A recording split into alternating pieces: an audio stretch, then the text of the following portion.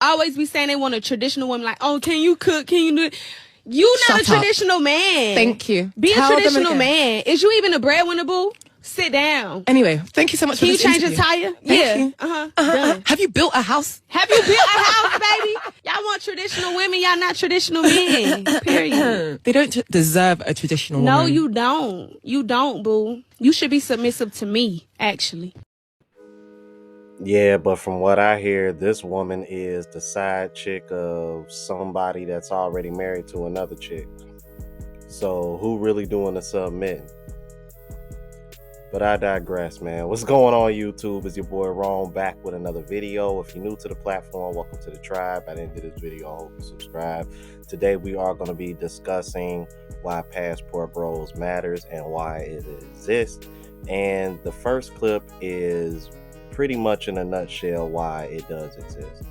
At the end of the day, whether these women want to admit it or not, or even a rapper like Lotto, y'all still hold men to a traditional standard in the States. And as much as y'all want to hit us with this, you ain't traditional yourself, okay, you know what, you right. Don't expect me to protect you in times of danger. Don't expect me to pay for the bill. Don't expect me to pay majority of the bills, whether I'm the breadwinner or not. All those traditional things that you still expect men to do, all that's off the table, simply off of what you just said. Especially coming from a rapper who probably spends half of her songs talking about everything that a man should do for her. And a man should pay for this and buy her this and buy her this Birkin and all that shit. Like, really? And how many times have I told you these women don't want men with a backbone, yet they don't want leaders? She just told on herself and said that a man should be submitting to her. What does that tell you? You'd be surprised how many women in the States really have this mentality. All right, let's go ahead and jump into the next clip. Most American chicks are toast. Most Canadian chicks are toast. And the same is applied in Australia, New Zealand, and Western Europe. I lived in Philadelphia, Las Vegas, Miami, San Diego, Los Angeles, and San Francisco. In Canada, Medellin and Bogota, Puerto Rico for about a year. I lived in China, London, and Lisbon, Portugal, and Kiev, Ukraine, Bucharest, Romania. Those are kind of the main places where I set up base and got to take in the culture. Here's what's been fun with the Western cultures. The girls are very entitled. They're stuck up, overweight, less educated in general compared to their Eastern. They're less sweet, they're less feminine, they're less elegant, they're more slutty, more disrespectful. Versus what I found in Eastern European cultures, the women are very feminine, they're very elegant, they're sweet, they're very fit, they're more respectful, they're more genuine, they're more educated, they're more cultured, they're less sexually experienced, they're more family oriented, and usually have better morals in general. For me personally, I am just over the Western chicks. The reason why American women are at the bottom of the barrel in terms of all women on earth is because they simply don't know their place. They've been indoctrinated by this feminist propaganda to not only hate men, but to also shun their own feminine qualities, to shun motherhood, to shun family creation, to shun being a wife. And so all this compounds into them being unmarriageable. The entire United States has essentially become for recreational use only. On top of this, a lot of American women have the audacity to allow themselves to become overweight, to become fat, when everyone knows that a woman's worth is largely dependent upon her physical appearance. And this is why the most attractive women get invited on yachts, whereas the fat women get left on red. Now, the first guy, I think his YouTube channel is called like John Lifestyle or something. I used to follow him a little bit, but I kind of stopped because I ain't like how I really wasn't a fan of how he would just attack random YouTube content creators for no damn reason. But I gotta agree with him on this, you know, based on my little bit of experience of traveling. And just seeing the difference. One of the big differences that I noticed when I was in Southeast Asia was that when you watch TV, they have certain commercials and programs that are very family oriented, so to speak. You know what I mean? Versus in the United States, I don't really see that too often. So the emphasis on family is pretty high in these Eastern countries, the ones that I've been to anyway, versus here in the States. And yeah, another thing, you're not going to see a whole lot of I'm telling you guys, man, for the guys that haven't traveled, you are not going to see a lot of big berthas when you leave the United States, man. It's actually harder to find an out of shape woman in these other countries versus in the United States. In the United States, it's like you see overweight people everywhere. Their majority of the population, literally, statistically, this is a fact. But it's a complete 180 once you leave, man. I promise you, bro. All right, let's go on. Let's move on to the next clip. What's y'all thoughts on passport bros? Red flag. Big red flag. Big red flag. Why is that? You just why can't is it get a a red you flag? just can't get a woman over here. That's it. So I mean, you're like, could bye, it- I'm could gonna it go be find that- somebody else that doesn't know anything about me, and I'm just gonna flaunt that I am from a Western state and say that, oh, I'm gonna provide for this girl who probably doesn't have an education or is looking for a way out. So, red flag. Red flag, sir.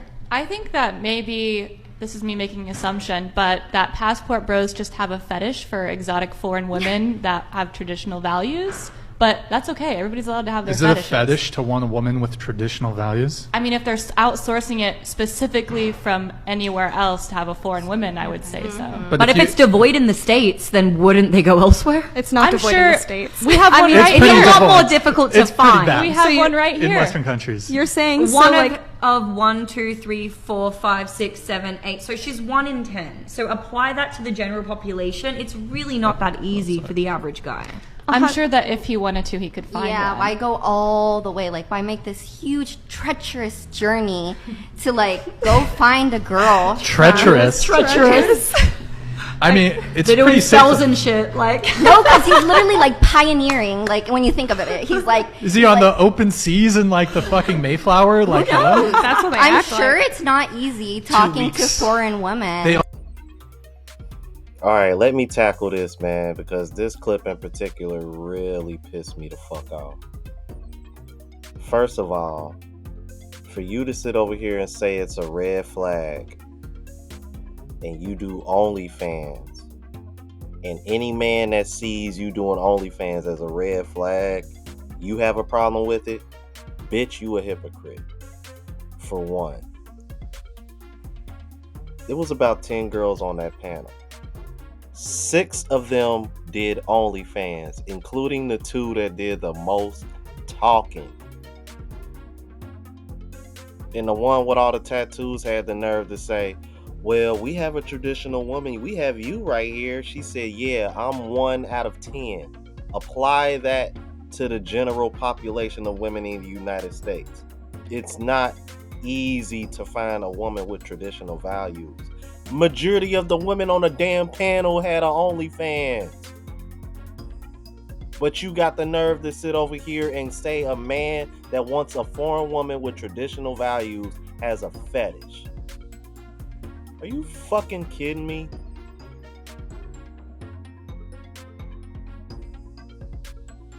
Right. A man who wants a woman with traditional values, that's a red flag. But a woman who has an OnlyFans, that's not a red flag whatsoever.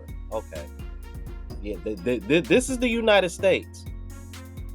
To the foreign women that watch my channel, because I know some of y'all do. Now do y'all understand why passport bros exist? Do you hear how illogical and dumb that fucking sounds? Stupid. Let's continue. When you tell women the unflattering truths about what it takes to get a man and keep him, most importantly, not just get him, but keep him, which most modern day women suck at, they get mad. A lot of women can't handle the truth. If I tell them something along the lines of, be respectful, don't talk too much, don't be annoying, no one really cares about your opinion like that, cook him food, when his friends are around, make him look good, serve everyone a drink. When I say these things, right, don't be promiscuous, respect yourself, dress modestly, don't go out to the club with your friends, most modern day women are going to look at me and say, what is this, 1951? But then they'll turn around and they'll expect you, if someone intrudes into the house, to protect her. If someone steals a bag, they expect you to chase that guy down and beat him up. They expect you to be the breadwinner and pay most of the bills. They want you to be a traditional man, which is cool. I agree. Men should be traditional, but they don't want to be a traditional woman. That's my issue.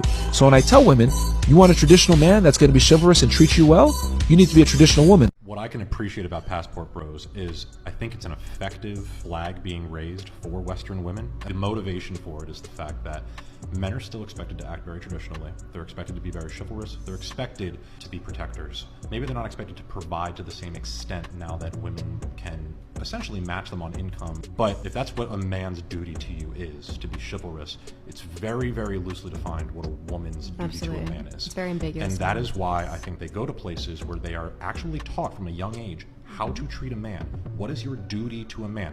And whether you want to talk about in the context of the word submission, which I know that a lot of girls don't like, me and her use the word deference instead of submission. Sounds a little bit better. It's like she wants to defer to her man a little bit more than he defers to her, which is essentially submitting. But I would love to know what you guys think. If men have those duties to you, and that's an expected duty, what do you think your duty to men is? Unfortunately, you guys, that was the end of that clip. But like you, I would have loved to hear those women's responses. I would imagine it would be something that we haven't heard before, or they would probably find a way to deflect and try to put it back on men. But at the end of the day, this is why Passport Bros exist. You can't expect to hold men to a traditional standard while trying to relieve yourself of the traditional roles that you have naturally done over a certain period of time. Fight for equality, fight for the right to have a job, make as much just as men, only to turn around and still have that hypergamy trigger go off and say, oh, he got to make more than me, he got to be more than this to me. Because this is one of the inconsistencies that I have a problem with when it comes to feminism and all this sexual liberation and female empowerment. I find it very, very contradiction that women want to be empowered, but y'all still can only respect a man that's superior to you. Ain't that weird? Yeah, I want men and women to be equal, but I'm only attracted and respect men that are superior to me. Sound like character don't matter as much as women claim that it does now, does it? Y'all let me know what y'all thought about this, man. If you're new to the platform, please subscribe. OGs, I appreciate the love and support. Make sure y'all hitting that bell notification. That way y'all know what I'm uploading. Hit the like button because it helps with the algorithm. It helps to reach a broader audience. Also, look out for the travel vlog channel. Unplugged Traveler. Link is in the description and pinned in the comments.